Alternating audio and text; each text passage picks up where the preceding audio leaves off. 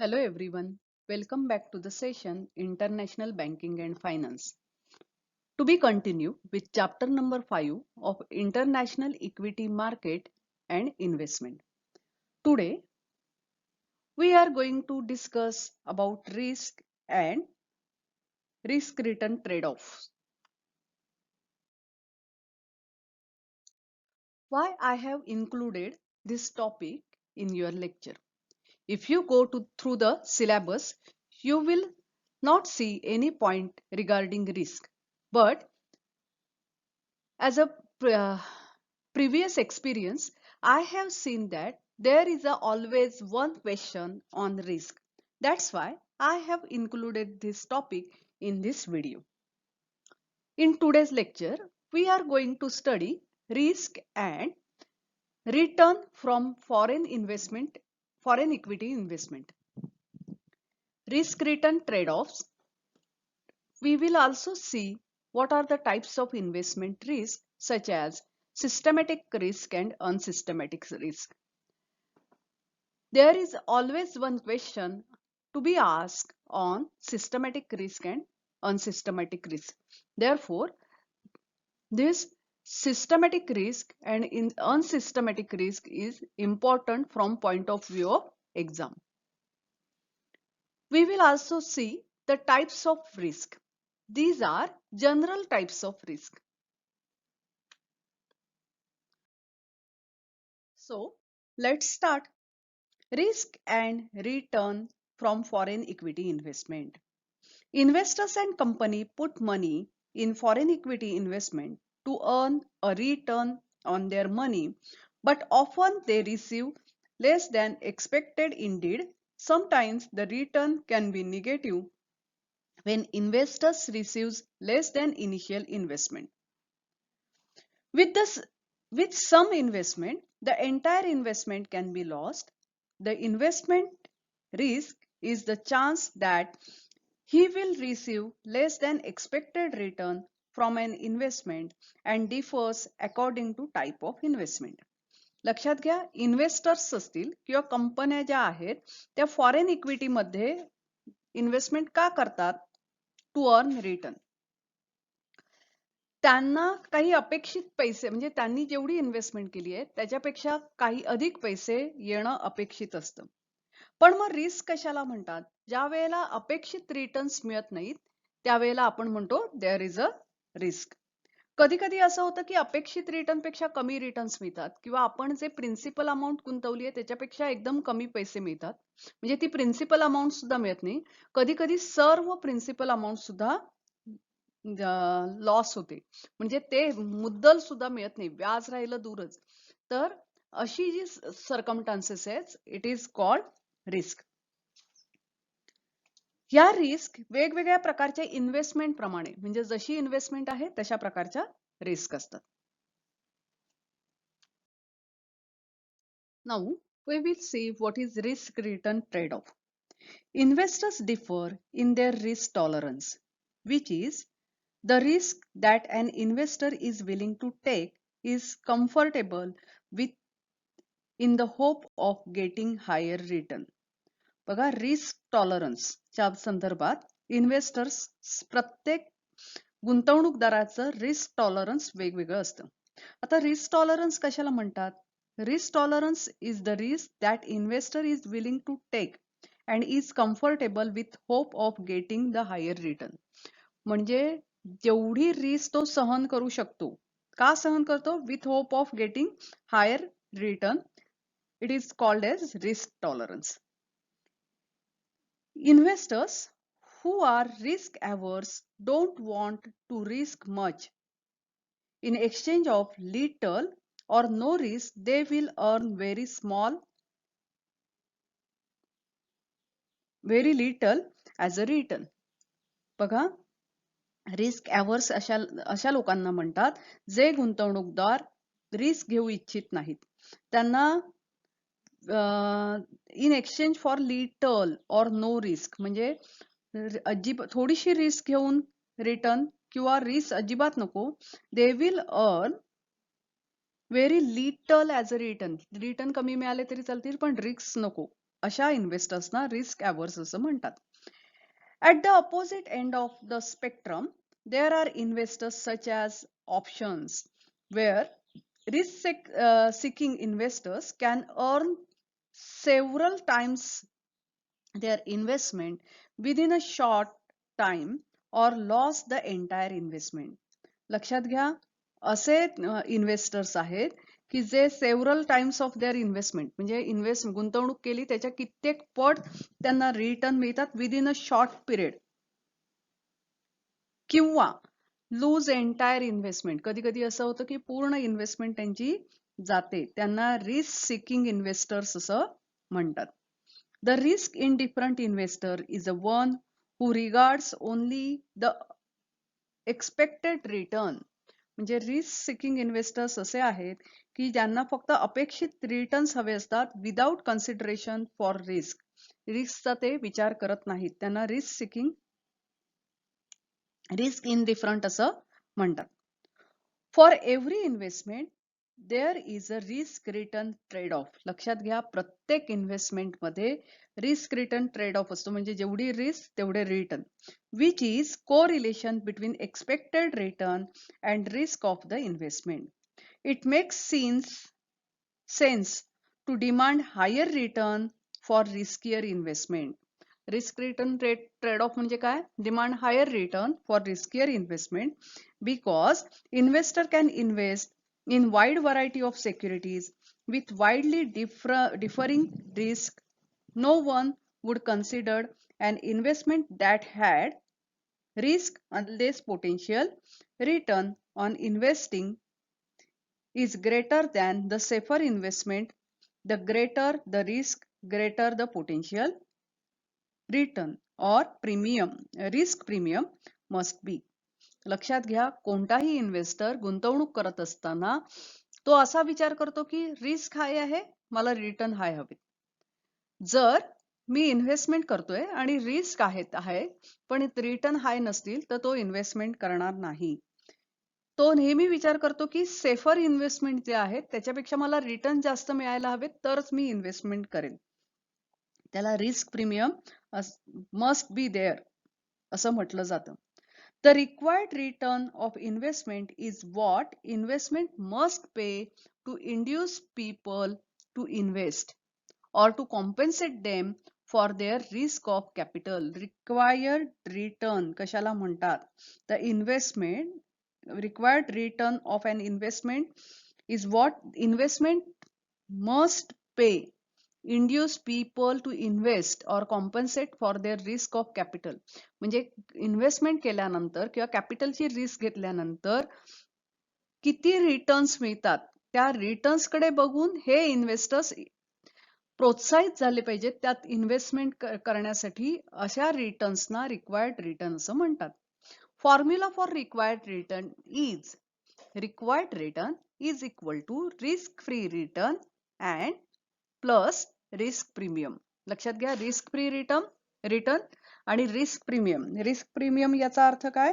Greater risk greater return. Risk can be defined as a chance that investment's actual return will be different in expected. लक्षात घ्या, risk कशाला म्हणतात? Chance that investment actual return will be different than expected. मला अपेक्षित return इतके मिळाले पाहिजे तसं मी म्हणते, त्याच्यापेक्षा ऍक्च्युअल रिटर्न वेगळे मिळतात, त्याला रिस्क असं म्हणतात. आता वेगळे हे नेहमी लक्षात ठेवा, निगेटिव्ह. पॉझिटिव्ह मिळाले तर आपल्याला आनंदच होतो. Risk means possibility of losing some, काहीतरी गमावणं, or even all the original investment. तर रिस्क याचा अर्थ काहीतरी गमावणं किंवा पूर्ण ओरिजिनल इन्व्हेस्टमेंट गमावणं, याला रिस्क असं म्हणतात. Low level of risk is associated with low potential returns. लक्षात घ्या, रिस्क कमी, पोटेन्शियल रिटर्न्स कमी, अँड व्हायस वर्सा. The risk return trade-off is the balance between desire for lowest possible risk and highest possible return. लक्षात घ्या, risk return trade ऑफचा अर्थ काय? It is a balance between desire for lowest possible risk, कमीत कमी risk, and highest possible return, याला risk return trade off असं म्हणतात.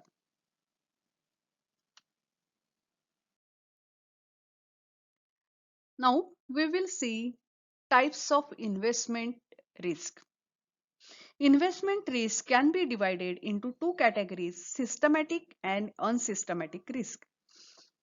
Systematic risk, also known as market risk or undiversifiable risk. Systematic risk is uncertainty inherent to entire market or entire market segment. बघा, systematic रिस्कलाच market risk असं म्हणतात. अनडायव्हर्सिफिएबल म्हणजे ही risk आपण diversified investment करून टाळू शकत नाही, कारण ही मार्केटची रिस्क आहे. Systematic risk is uncertainty inherent to entire market or entire market segment. ही पूर्ण सगळ्या मार्केटवर मध्ये रिस्क असते ही. Also referred to as volatility, यालाच अस्थिरता असं म्हणतात. Systematic risk is day to day fluctuation in stock prices. लक्षात घ्या, रोजचे स्टॉक प्राइसेस मध्ये जे फ्लक्च्युएशन होतं त्याला सिस्टमॅटिक रिस्क असं म्हणतात. Volatility is measure of risk because it refers to behavior or temperament of the investment rather than the reason for this behavior. बघा, volatility अस्थिरता is a measure of risk, म्हणजे हे एक रिस्कचा प्रकार आहे अस्थिरता, आणि ही कोणाशी रिलेटेड आहे? It refers to the behavior or temperament of investment. लक्षात घ्या, इन्व्हेस्टमेंट च्या बिहेवियर वर अवलंबून असतं किंवा त्याच्या स्वभावावर अवलंबून असतं, rather than the reason for this. त्याचं कारण काय हे काही नसतं. म्हणजे उदाहरणार्थ सांगायचं झालं तर सपोज मार्केटमध्ये अस्थिरता असेल तर काही इन्व्हेस्टर्स असतात ज्यावेळेला मार्केट डाऊन असतं त्यावेळेला इन्व्हेस्टमेंट करतात, आणि काही इन्व्हेस्टर्स हे मार्केट डाऊन असताना इन्व्हेस्टमेंट विकून मोकळे होतात, का तर पूर्ण पैसे जाऊ नयेत म्हणून. हे प्रत्येकाचं टेम्परामेंट या बाबतीत वेगवेगळं असतं आणि त्याच्यामुळे ही अस्थिरता निर्माण होते. Because the market movement is the reason why people can make money from stock, volatility is essential for return. लक्षात घ्या, मार्केट मुवमेंटमुळे लोक स्टॉक मध्ये इन्व्हेस्टमेंट करून पैसा कमवतात आणि म्हणून ही अस्थिरता इसेन्शियल आहे for return. And more unstable the investment, more chance that there is that will experience dramatic change in either direction. लक्षात घ्या, अनस्टेबल अस्थिरता, इन्व्हेस्टमेंट मध्ये खूप अस्थिरता असेल तर मोर चान्सेस, कसले चान्सेस आहेत? It will experience dramatic change in either direction. लक्षात घ्या, हा जो चेंज आहे तो आयदर डायरेक्शन म्हणजे कदाचित जास्त फायदा मिळण्याची शक्यता सुद्धा यातना असते. Interest rate, recessions, war, all represent sources of systematic risk because they affect entire market and cannot be avoided through diversification. व्याजदर, त्याच्यानंतर म्हणजे व्याजदर कमी झाले की मार्केटवर परिणाम होतो. तसंच युद्ध सुरू झालं की शेअर मार्केटचे भाव डाऊन होतात. मंदी असेल तर त्याचाही परिणाम शेअर मार्केटवर होत असतो, आणि त्यामुळे ही जी सिस्टमॅटिक रिस्क आहे ती आपण डायव्हर्सिफाईड इन्व्हेस्टमेंट करून किंवा डायव्हर्सिफाईड पोर्टफोलिओ करून टाळू शकत नाही. Systematic risk can be mitigated only by being hedge. लक्षात घ्या, सिस्टमॅटिक रिस्क जी आहे ती आपण फक्त हेजिंग करून टाळू शकतो. Now we will see meaning of unsystematic risk. Unsystematic risk is known as specific risk, diversifiable risk or residual risk. लक्षात घ्या, अनसिस्टमॅटिक रिस्क आपण डायव्हर्सिफिकेशन ऑफ पोर्टफोलिओ करून टाळू शकतो, म्हणून ह्याला स्पेसिफिक रिस्क, डायव्हर्सिफिएबल रिस्क किंवा रेसिज्युअल रिस्क असं म्हणतात. This type of uncertainty comes with company, industry one invest in or can be reduced through diversification. लक्षात घ्या, ही रिस्क एखाद्या कंपनीशी रिलेटेड असते किंवा एखाद्या इंडस्ट्रीशी रिलेटेड असते, आणि डायव्हर्सिफिकेशन ऑफ इन्व्हेस्टमेंट करून आपण ही रिस्क टाळू शकतो. For example, news that specific to a smaller number of stock, such as sudden strike by employees of a company one has shares in, is considered to be unsystematic risk. लक्षात घ्या, एखाद्या कंपनीमधच्या shares मध्ये तुम्ही गुंतवणूक केली आणि त्या कंपनीच्या एम्प्लॉईंनी अचानक संप केला. संप केल्यानंतर काय होतं, फॅक्टरी बंद पडते, त्यांचं प्रोडक्शन थांबतं, त्याचा साहजिकच इफेक्ट भविष्यात प्रॉफिटवर होणार असतो आणि बरंच काही नुकसान या सगळ्याशी रिलेटेड असतं आणि त्याचा इफेक्ट लगेचच sudden effect on market price of that company shares वर होतो. म्हणजे त्या कंपनीच्या शेअर्सच्या मार्केट प्राइसवर त्याचा सडन इफेक्ट होतो. त्याला अनसिस्टमॅटिक रिस्क असं म्हणतात. ही रिस्क एकाच कंपनीत शेअर्स पैशांची गुंतवणूक न करता वेगवेगळ्या इंडस्ट्रीमध्ये आपण गुंतवणूक करून आपण टाळू शकतो. त्यामुळे डायव्हर्सिफिएबल रिस्क असं याला म्हणतात. Now we are to the last topic of this video lecture, that is types of risk. Here we have discussed different types of risk. These are general risk. The first one is credit or default risk. Credit risk is the risk that company or individual will be unable to pay the contractual interest or principal on its debt obligation. लक्षात घ्या, credit risk किंवा default risk कशाला म्हणतात. एखादी company किंवा एखाद्या व्यक्ती त्याचं डेप्ट ऑब्लिगेशन पे करण्यासाठी सक्षम नसेल, म्हणजे तो व्याज देऊ शकला नाही किंवा प्रिन्सिपल अमाऊंट देऊ शकत नसेल, तर अशा रिस्कला क्रेडिट रिस्क किंवा डिफॉल्ट रिस्क असं म्हणतात. The second type of risk is country risk. Country risk refers to the risk that country won't be able to honor its financial commitment. लक्षात घ्या, एखाद्या देशाने फायनान्शियल कमिटमेंट केलेली असेल आणि ती कमिटमेंट तो देश पूर्ण करू शकत नसेल तर त्याला कंट्री रिस्क असं म्हणतात.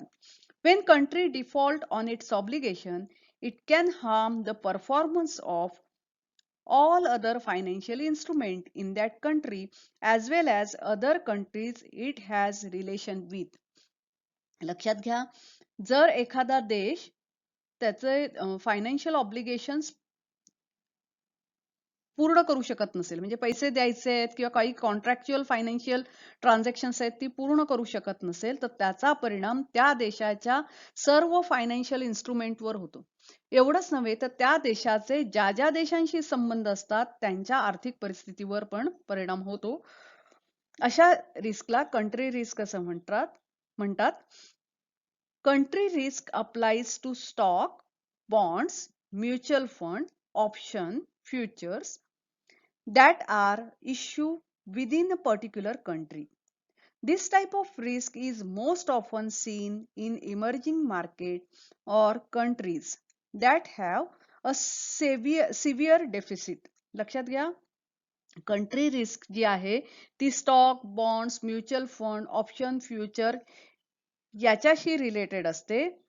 म्हणजे आणि हे त्या देशाने जर इश्यू केलेले असतील तर त्याच्यावर परिणाम होतो, म्हणजे कंट्री रिस्कचा परिणाम होतो.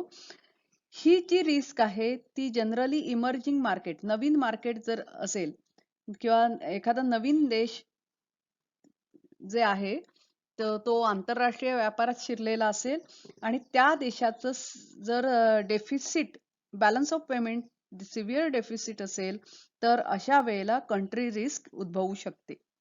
The third type of risk is foreign exchange risk. When investment in foreign countries, one must consider the fact that currency exchange rate can change the price of the asset as well. लक्षात घ्या, तुम्ही परदेशात गुंतवणूक करत असताना करन्सीचा exchange rate जो आहे तो बदलतो आणि त्याचा परिणाम तुम्ही जी गुंतवणूक केलेली आहे त्या ॲसेटच्या किमतीवर होतो. अशा प्रकारच्या रिस्कला फॉरेन एक्सचेंज रिस्क असं म्हणतात. Foreign exchange risk applies to all financial instrument that are in currency other than domestic currency. लक्षात घ्या, फॉरेन एक्सचेंज रिस्क ही सर्व फायनान्शियल इन्स्ट्रुमेंटला ऍप्लिकेबल आहे ज्या फायनान्शियल इन्स्ट्रुमेंटची करन्सी फॉरेन करन्सी आहे. As an example, if resident of American has invested in some Canadian stock in Canadian dollar, even if the share value appreciate, they may lose the money if Canadian dollar depreciate in relation with American dollar. यासाठी इथे एक उदाहरण दिलेलं आहे की समजा अमेरिकेतला एक रहिवासी आहे आणि त्याने कॅनडा मधल्या स्टॉक मध्ये जाऊन इन्व्हेस्टमेंट केली. साहजिकच आहे कॅनडा मधल्या स्टॉक एक्सचेंज मध्ये इन्व्हेस्टमेंट करत असताना त्याला कॅनडियन डॉलर खरेदी करावे लागले. हे कॅनडियन डॉलर खरेदी केल्यानंतर त्याने ते खरेदी करून त्याच तिथल्या स्टॉक एक्सचेंज मध्ये इन्व्हेस्टमेंट केली. इन्व्हेस्टमेंट केल्यानंतर सपोज शेअर्सचे भाव वाढले कॅनडा मधल्या, तर साहजिकच आहे तिथल्या ऍसेटची किंमत वाढेल. पण त्याच दरम्यान समजा कॅनडियन डॉलर आहे with respect to American dollar, त्याची व्हॅल्यू डेप्रिशिएट झाली, त्याची व्हॅल्यू कमी झाली, तर काय होतं,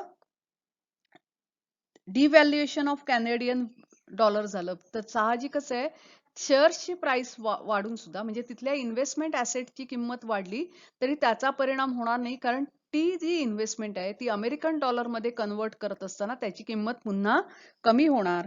अशा प्रकारच्या फॉरेन एक्सचेंज रिस्कला म्हणजे अशा प्रकारच्या रिस्कला फॉरेन एक्सचेंज रिस्क असं म्हणतात. The fourth type of risk, interest rate risk. Interest rate risk is the risk that investment value will change as a result of change in interest rate. लक्षात घ्या, interest rate risk कशाला म्हणतात, ज्याच्यामध्ये इन्व्हेस्टमेंटची किंमत बदलते change in result of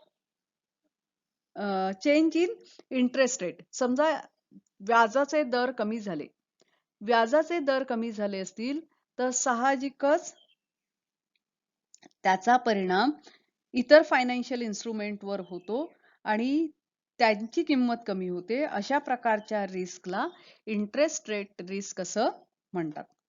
the next one is a political risk.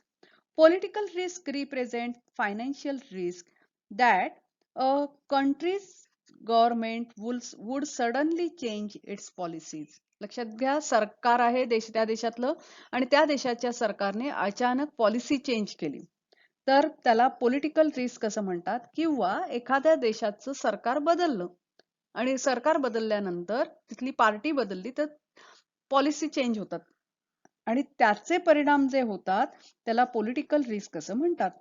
This is the major reason why developing countries lack foreign investment. Developing countries ज्या आहेत त्यांच्यामध्ये फॉरेन इन्व्हेस्टमेंट का कमी होते, गुंतवणूक का कमी होते, याचं एक मुख्य कारण आहे political risk. Some additional factors that influence actual return are as follows. म्हणजे लक्षात घ्या, काही आणखी ऍडिशनल फॅक्टर्स आहेत ज्याचा परिणाम रिटर्नवर होतो आणि एक वेगळी रिस्क आपण म्हणतो, that is taxes. Different types of investment are tax differently. The type of account on investment is held in and taxpayer bracket also affect the amount by which diminishes the investment return. लक्षात घ्या, काही देशांचे जे tax असतात ते वेगवेगळ्या इन्व्हेस्टमेंटला वेगवेगळे असतात, त्याचा परिणाम त्या इन्व्हेस्टमेंटवर होतो. सपोज एखाद्या प्रकारच्या इन्व्हेस्टमेंटवर टॅक्स जास्त असतील, त्या इन्व्हेस्टमेंटवर रिटर्न जरी तुम्हाला जास्त मिळाले तरी मिळालेले रिटर्न्स मधनं तुम्हाला टॅक्स पे करावा लागतो आणि त्याचा इफेक्ट तुमचे रिटर्न्स कमी होतात आणि अशा प्रकारे टॅक्सेसचा परिणाम इन्व्हेस्टमेंटवर होत असतो. आणखी काय ऍडिशनल फॅक्टर आहे, तर last one is a fees. Investor pays fees to buy and sell certain investment. काही इन्व्हेस्टमेंट खरेदी विक्री करत असताना तुम्हाला फी द्यावी लागते, जसं की ब्रोकरेज द्यावी लागते. They also pay management fee. Management fee तुम्ही कुठे पे करता, तर म्युच्युअल फंड मध्ये तुम्हाला मॅनेजमेंट फी द्यावी लागते. These fees diminishes investment return. आणि या फी मुळे तुमचे इन्व्हेस्टमेंट रिटर्न कमी होतात. लक्षात घ्या, ब्रोकरेज आहे, तुम्ही शेअर्स खरेदी विक्री करत असताना देता, ती ब्रोकरेज दिल्यानंतर साहजिकच तुमचे रिटर्न कमी होतात. मॅनेजमेंट फीज तुम्ही परत पे करावी लागते तुम्हाला, त्यावेळेला सुद्धा तुमचे रिटर्न्स कमी होतात. These are all general types of risk. So students,